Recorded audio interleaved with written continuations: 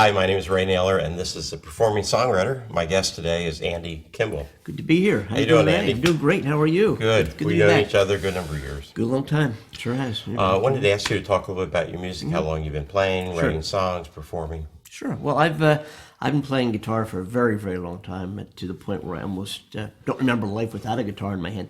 But I think I was 7 or 8, maybe 9 years old, somewhere in there when I first started the guitar.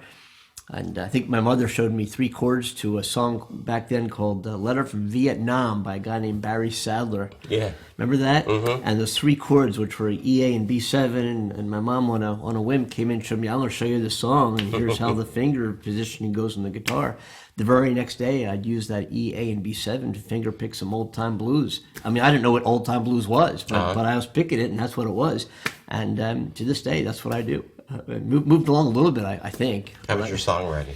I started writing songs on the fly. I literally started writing songs in front of live audiences because I never knew a whole lot of songs. It used to frustrate a lot of people when I was playing for fun, where I'd go to a party, pick up a guitar, and I know literally thousands of songs on the guitar, but know the first lines, maybe a half a verse, and I'd stop, and everybody'd say, Andy, come on, I've never heard you play a song all the way through.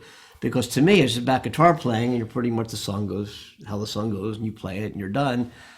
A verse, I'm kind of done, and so it came time for me to really have to start writing my own songs. So I'd be on stage, and I'd feel something, and I'd be in a certain emotional state, and I would start literally writing songs on the fly, and I try them in front of live audiences and get audience feedback as to how this works, and how do the guitar passages attack the lyric line, and how does the lyric line attack the guitar, and how do those two work together.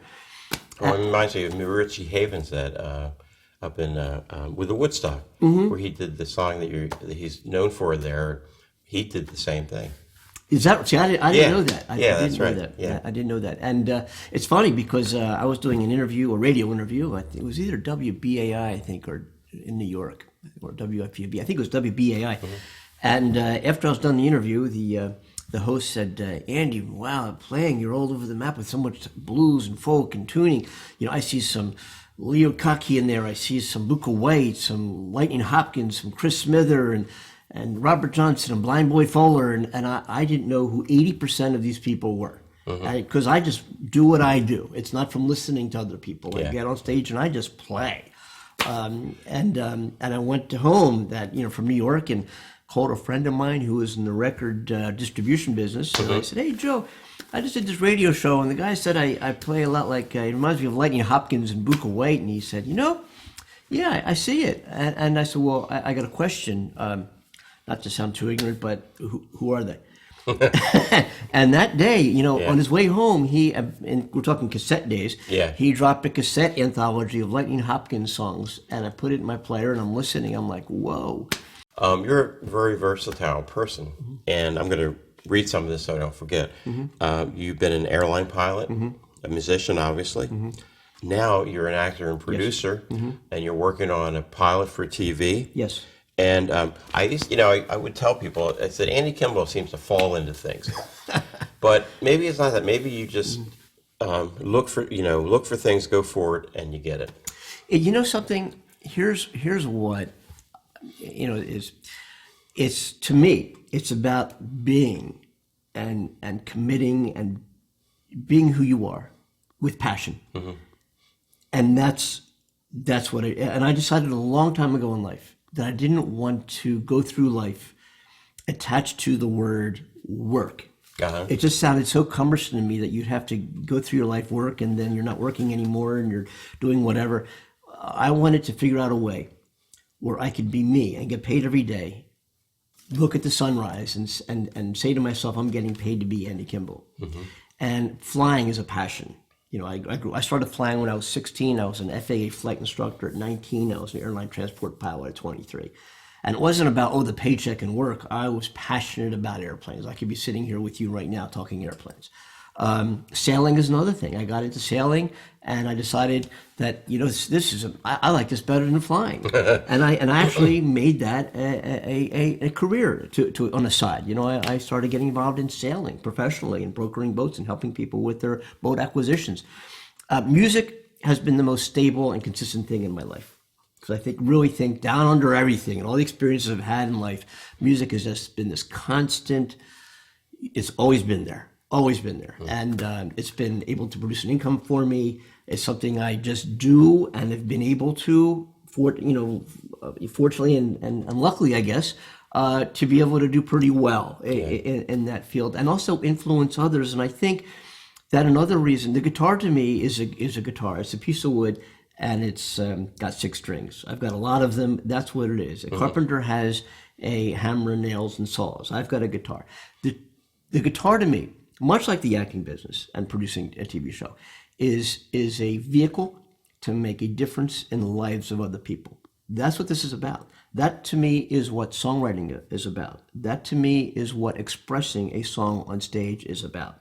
It's not about me, hey, I wrote this song, and here's how it goes, and I'm going to force it down your throat because I pre-did a set list, and I'm going to go down it, and then I take the stage. But what if to me, if the mode, the mood, the environment, the connection of that audience to me isn't appropriate for me to do that song? Well, I might do it, but you know what I might do? I might change the whole flavor, tone, velocity, attack, tuning of that song. So now, right away, I feel that emotion that exists in space, and I play to it. And what happens right away is I now have a connection with that audience. And I think when you walk on stage to play a show, the audience is expecting, much like flying an airplane, they want to go for the ride. They want to ride, and they want to know that guy, that girl, that group on stage, they want to know that confidence, just like when you walk on a jetliner and you don't question the captain and the first officer.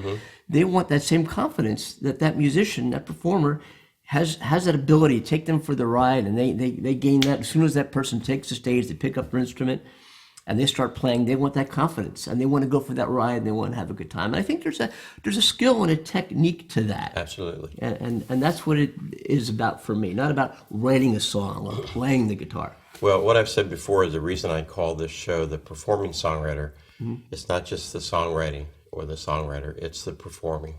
Yeah, well, great. And that's what it's about to me. And I'm writing songs all the time. I wish I wrote half of them down. I know what you mean. I would have so many. My gosh, if I could. I've probably written 1,000 songs, and I probably know 5 of them at any one time. I mean, because they come and they go, and I'm just, believe it or not.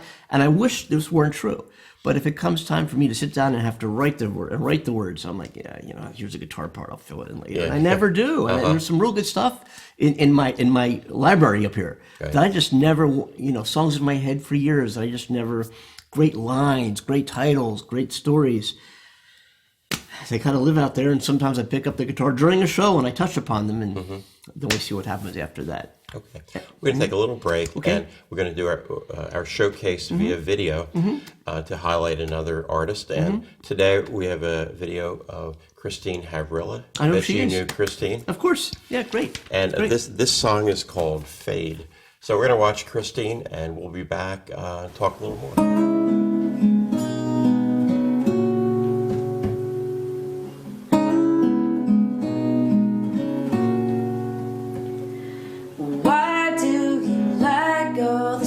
Songs droning and crawling through night. Is it memories haunting your still soul, searching for light? I'm eager to banish the pinprick that leads to this flowing of guilt. Will your solitude equal the penance you seem to choose? What do you choose? All in all, we need a lift. All in all, to save us. And all in all, we need a gift of forgiveness to heal our days. And I will not permit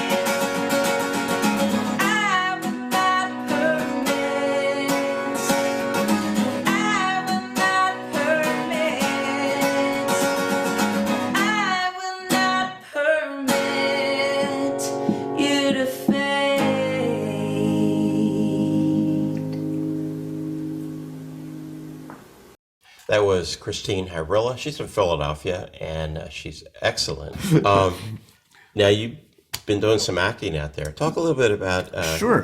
what you've acted in. And I've had little bit parts, background parts, principal roles. I met a guy who does actor training, and he's an agent who asked me if I'd ever thought about doing TV commercials and some TV shows and some film work, and I'm like, not really, maybe. And he said, I want you to come see me. Make a long story short, he did some on-camera training with me and doing commercials and dialogue and cold reads a little bit. And he referred me to an agent who said the same thing.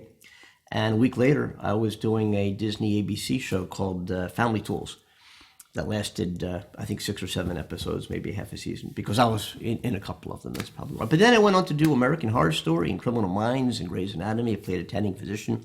I've been in some indie films, the festival films, as principal roles. And this is all out in LA. And then I came to Philly, and I got a call from an agent in LA to ask me if I was still in Philly, and they're doing this big movie production, if I can help them out, called Creed, one of the Rocky. Oh, yeah. Yeah. So I was involved in Creed, a bit part, and met some people. I started putting together a TV show in LA called Casting. And the show was really my experience, not being a professional actor, but my experience as a fly on the wall, being on these major television programs and movie sets as a tourist and watching everything that goes on, the stands in, the background, the cameras, the scripting, how these things are done. And in my opinion, a lot of what you see on TV, and I think most people would agree with me, is junk. I mean, it really is. And it's overdone. It's all the same. All the actors pretty much even look the same. You could almost take an actor out of show A and put them in show B, and you probably most of the time not know the difference. And that's what I was seeing. And on set at a TV show, I was in a pilot called Silicon Valley, which I think got picked up by Bravo or somebody. But I was sitting there in a 15-hour typical day and looking at all the interactions and all the professionals that were involved in this great TV show and asking myself, who are these people? How'd they get here? And how they get to do what they're doing, and the actors. I mean, how they get to be on this TV show. And then after watching some of the show being produced in other shows, I said to myself, the cameras are pointed the wrong way. This is the show. Who are all these people? And I came up with a concept called casting, which is the industry seen through the eyes and ears of the emerging actor, of the talent director, of the casting director. And I put together this concept, guy meets girl at a background casting agency in LA. They meet and examine their trek through life with some comedy and ups and downs of the industry. And then I came to Philadelphia, was involved in, this is my hometown, Philadelphia, and was involved in the movie Creed. And I looked around and saw so many people that have never been next to a camera, not even one of these, let alone in front of them. And I said, this is what my show's about. And I met some people who got involved in casting, and lo and behold, we started doing the whole show here in Philadelphia. I know somebody that was a background actor in one of your scenes. So do I, Ray. And you were great, by the way. This guy is good. Can we talk stage presence? Well, he's a musician and an accomplished one at that. You did the background. You were in one of the verses, if not the first scene in the show of casting. Yeah, and you were terrific. You'll see. You'll get rave reviews, I'm sure. Well, it's time to hear some of your music. And while we're getting you ready, we're going to have a video of our next guest, and it's a trio. Great. And they're called No Good Sister. So this is No Good Sister, and then Andy will be back to do a bunch of songs.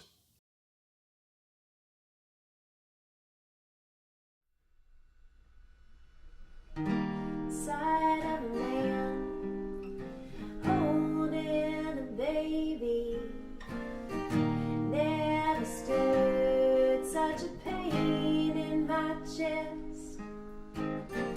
Now the Lord's got my heart acting crazy, the steady aching of loving you best, 'cause I had never seen fireworks before, never such explosions in the night.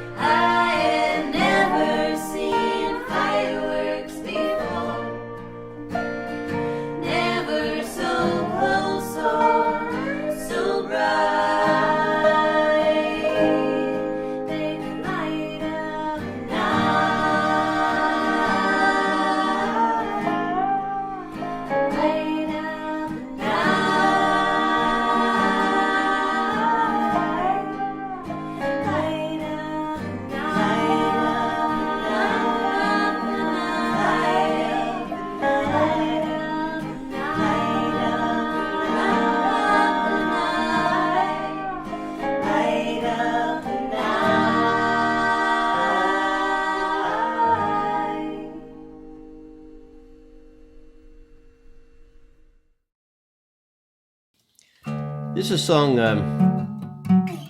I wrote this song on years ago on the way to a radio interview in New York City in the pouring rain, and I'd just come off doing a bunch of shows and almost forgot I had to do this song and do this tour, actually, I should say, and play this radio station interview at the end of it. So anyway, I'm on the way to a radio station, and it was raining out, and the windshield wipers were in the car going back and forth, and I said to myself, there's a song there somewhere, and I played it for the very first time ever on the radio. It's called Something Like the Rain.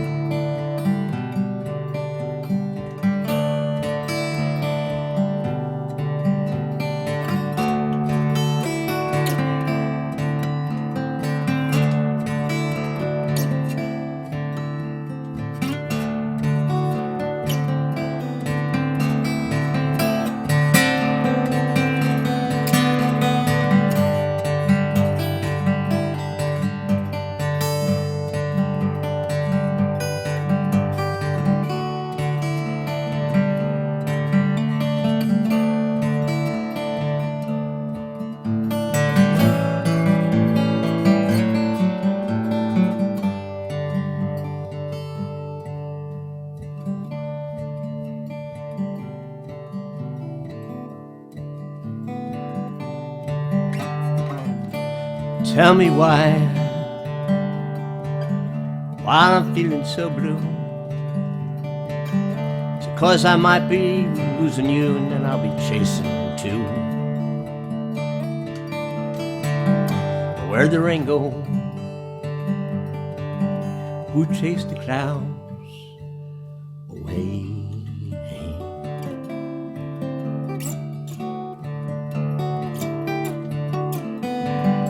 Some like sunshine, some like the rain.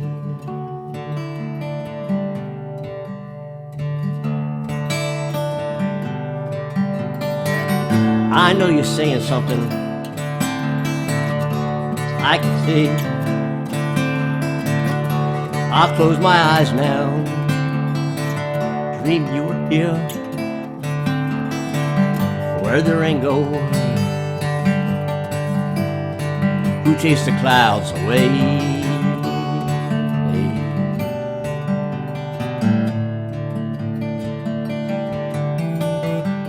Some like sunshine, some like the rain.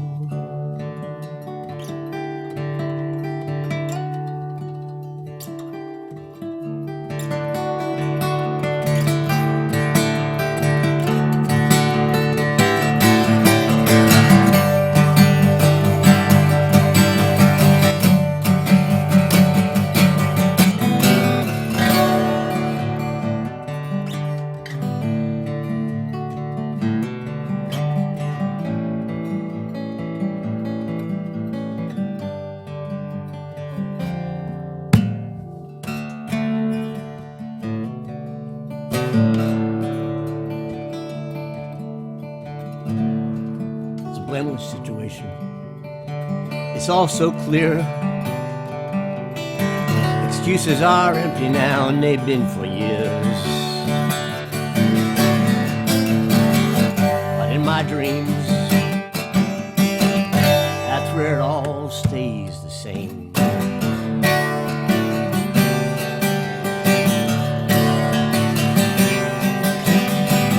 Some like sunshine,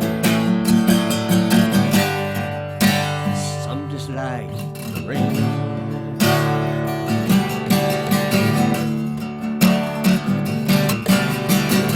Some like sunshine,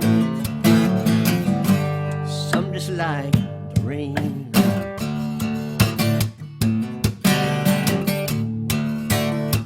Some like the rain.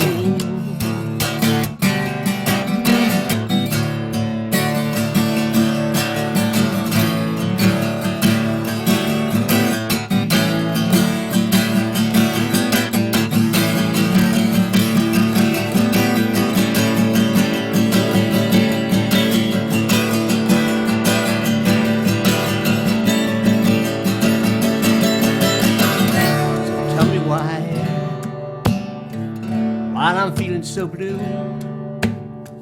So cause you're leaving me and I might be chasing after you.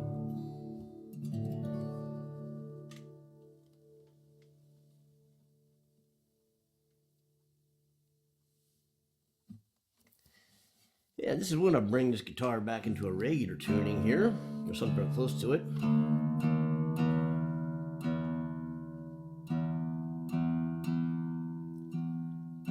We'll play something. This is a little bluesier tune. It might sound like 30 or 40 other bluesy tunes, because it probably is very similar to 30 or 40 other bluesy tunes. This one's called Goodbye My Lady.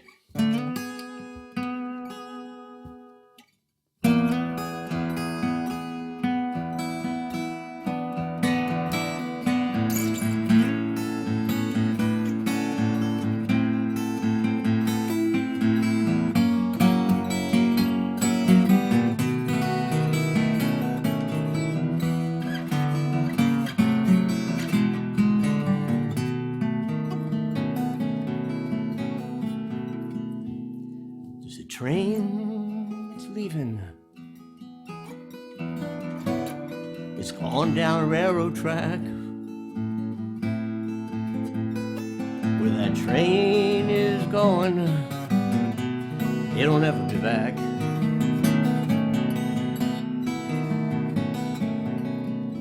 And there's a ship, it's sailing out across the sea.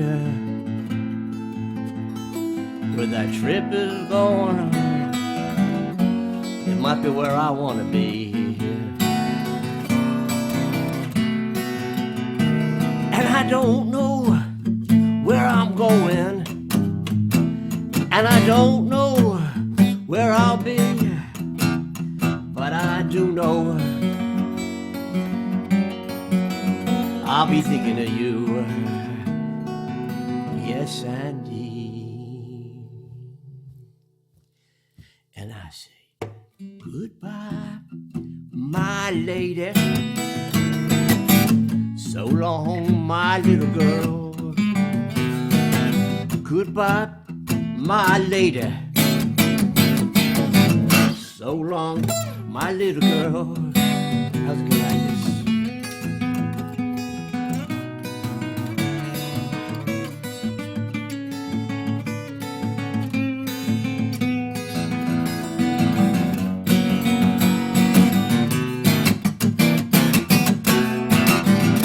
There's a light, yeah, a light that's shining out across the morning sun. Where that light is shining, it's coming down on everyone, so don't be afraid. And I don't know where I'm going, and I don't know where I'll be, but I do know it's true. I'll be thinking of you, and you, and you. I'm gonna say, goodbye, my lady.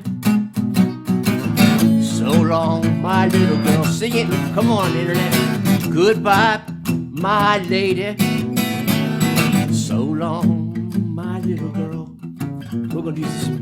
Goodbye, my lady. So long, my little girl. Let's try it. Here we go, like this. Goodbye, my lady. So long, my little girl. One more time. Goodbye, my lady. So long, my little girl. One more time, guitar.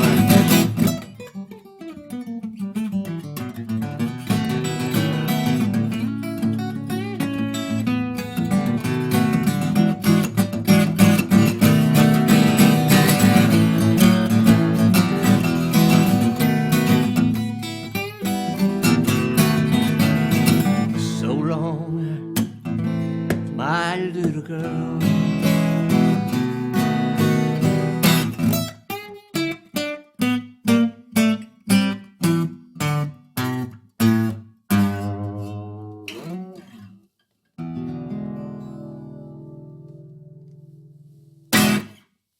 This is a song called What is it called?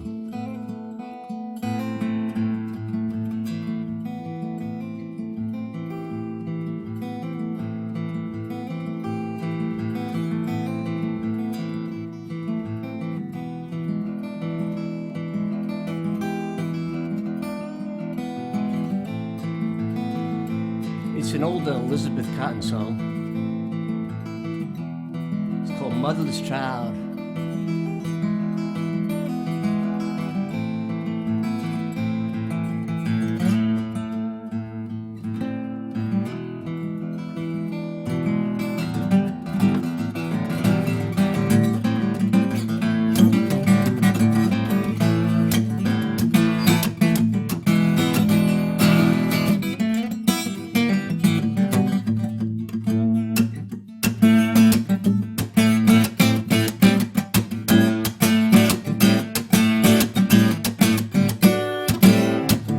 Sometimes I feel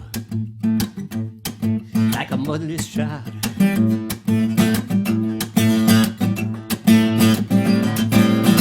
Sometimes I feel like a motherless child.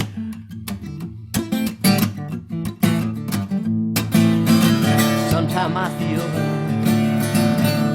like a motherless child.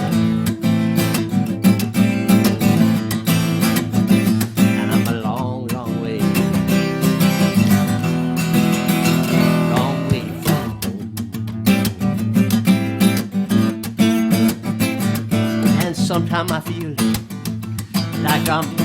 like I'm almost gone. Sometimes I feel like I'm almost gone.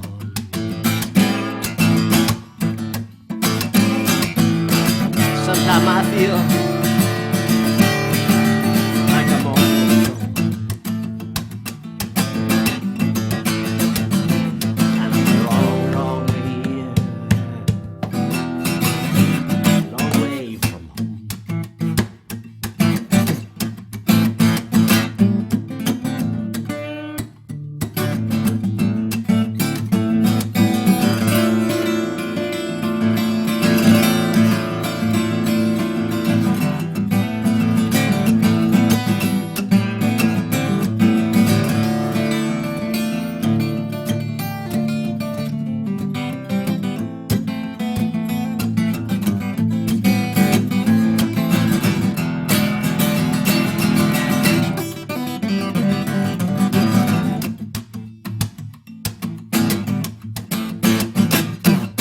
Sometimes I feel like I ain't got no friends.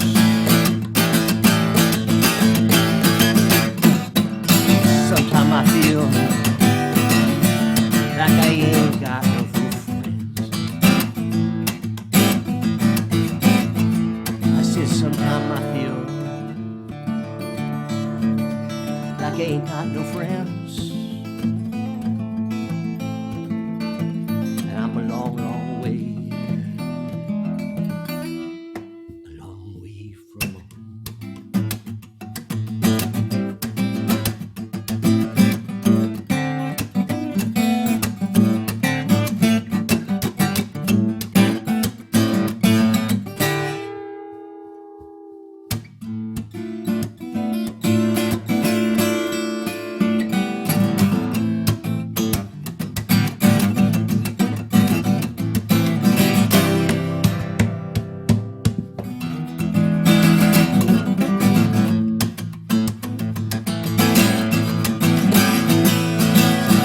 Sometimes I feel like a motherless child.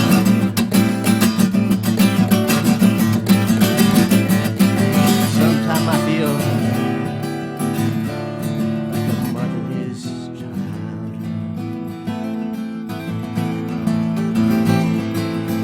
Sometimes I feel like a motherless child.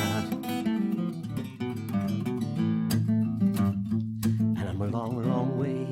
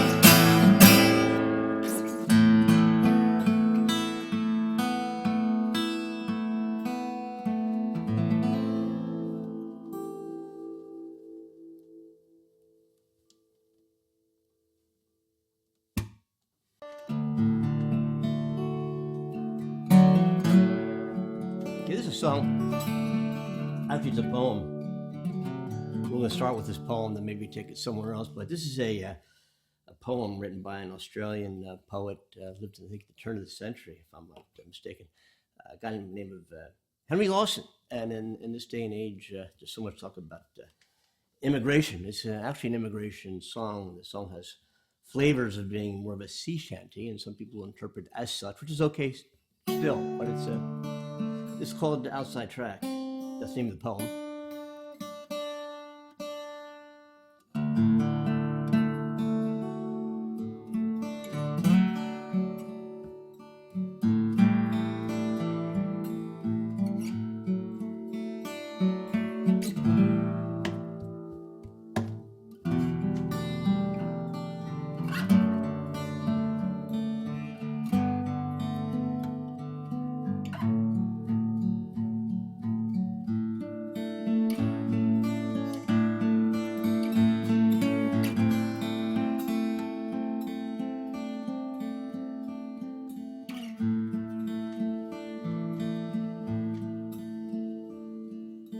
Port lights glowed on the morning mist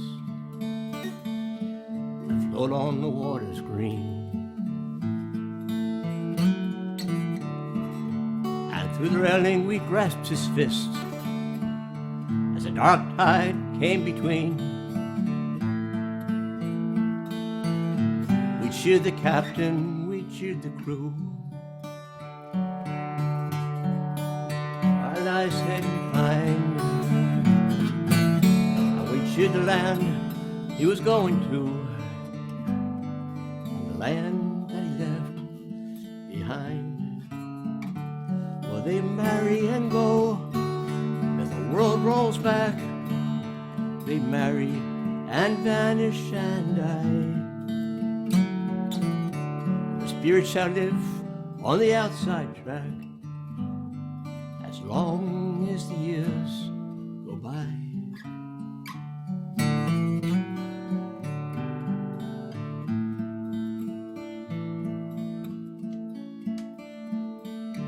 Your warning sign as our last farewell, and my heart felt out of joint.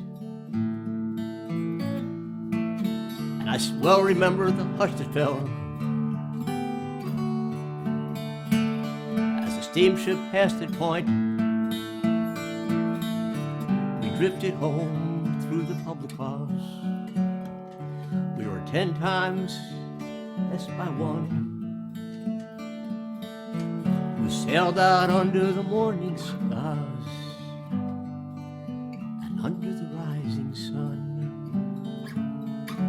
Well, they marry and go, the world rolls back. They marry and vanish and die, and their spirits shall live on the outside track as long as the years go by.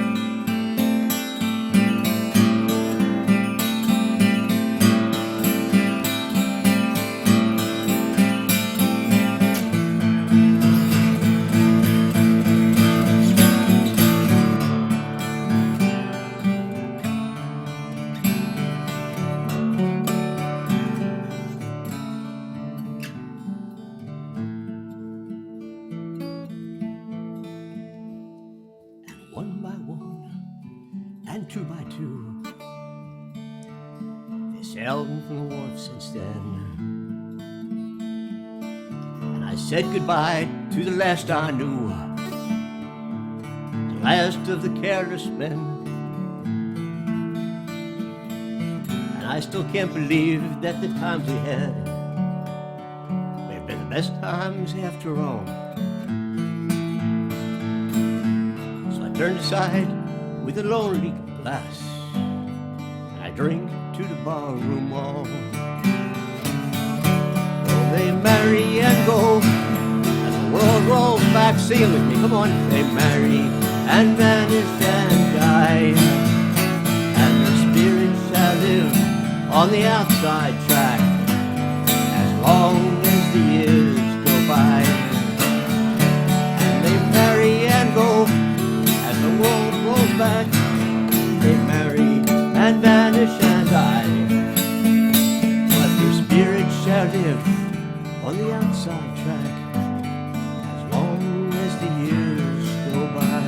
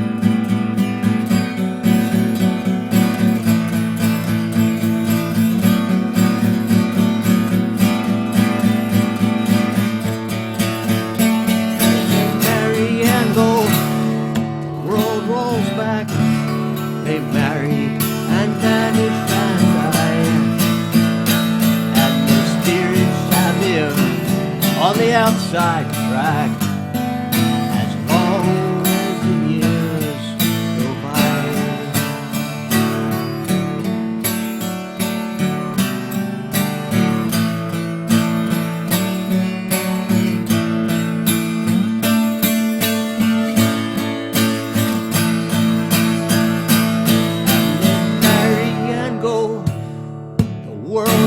Back, they marry and vanish and die,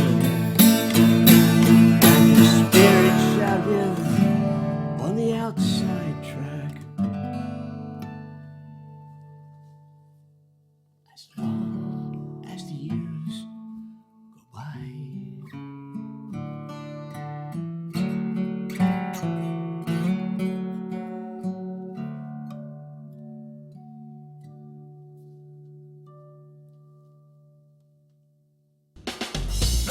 The world go round and round, picks you back up when you are down.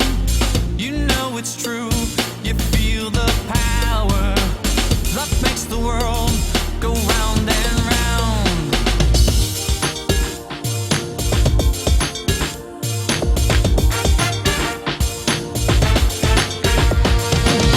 I know you've had a bad day or two.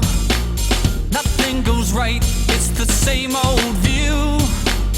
Hold on a minute, and soon you will see it's not too late for you and me. Love makes the world go round and round, picks you back up when you are down. You know it's true, you feel the power. Love makes the world go round and round. Okay, yeah. I don't know how you play that stuff. Thanks. Yes.